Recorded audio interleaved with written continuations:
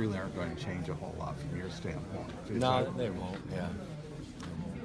So, I mean, how fast do you want to go? I mean, obviously it's an up-tempo offense, but there's a lot of debate about how fast is there something be too fast, Yeah. that sort of thing. What's your philosophy as to how many plays you want to get in? And we've, I think the previous 3 years, I don't know if we have set out a goal of, hey, run this many plays per game. I think it's just another thing about it, like, well, why do you go fast? Is it to put the defense in a base look? Is it because you feel like you can, wear someone out? I think that's the biggest thing is each week, or why would we want to go fast against these guys and have the ability to do it? So I anticipate us having, an up-tempo, the same thing that we've been doing, but also having times where we pick and choose the tempo. How do you see some of those new pieces you picked up in recruiting fitting into that aspect of speed and time? Yeah, we'll find out in these next 2 weeks. It's really an important time.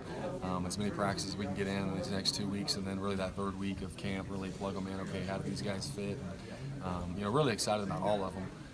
But at the end of the day, we understand they're freshmen, and that there's going to be some inconsistencies just because of youth. But we're going to push them out there and see what they can do.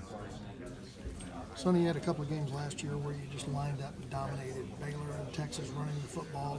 That's going to make you feel good about the offensive line since you got 4 of those 5 guys back. But is that also something that the fans will see a little bit more of this year from a balance standpoint, or is that game by game?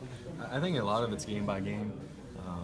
But I think that when you have the running backs we have, and you have 4 offensive linemen that of the 5 that potentially will start our seniors that played a ton of football in the Big 12, and the quarterback who's a senior who's been around a lot of football. You look around, that's a lot of experience, and experience helps win games. And so I think that those guys need to touch the football a lot, and I think that week by week you just assess it and see, all right, what's our best mode of attack. But I think that those guys are good players, and we're going to use them. I mean, everything fell into place so well for the offense. When you first got here, and then last year it didn't. Was last year a little bit of a wake-up call for the offense at all, or was there a little bit of head-scratching on you guys' part? Yeah, I mean, anytime you go through a year of adversity that we went through off the field, and then on the field, I mean, it was definitely a reflection, self-reflection of, all right, where do we, in terms of our preparation, or where are we missing the boat? And so it's just something that you just kind of continue to learn from. And football's a fickle game. I mean, it's a lot of the same plays that we called in the first 2 years, and it just didn't work out as well. And so you try to figure out why, and you just try to stay ahead of the curve. When Sonny Dykes first got here, I mean, obviously he's been a head coach. He's done your job. He's been a lot of places. Did you just turn him loose with the video and say, hey, go break us down and come back to me? Let me know what you think. Or? Yeah. There was definitely some specific assignment. Like, hey, watch these guys. See what they're doing. Watch these guys in the red zone. Watch these guys on third downs. Things like that. And then he was just, he would go in tearing into it on his own. And I think probably as a head coach, he didn't get as much time to do that as he would have liked to. And it's been great. It's been fun having him around for his ideas, his mind on offensive football, and just his familiarity with what we've done. And I think one of the things that's important to think about is Coach Dykes called plays for a defensive head coach whenever he was at Arizona.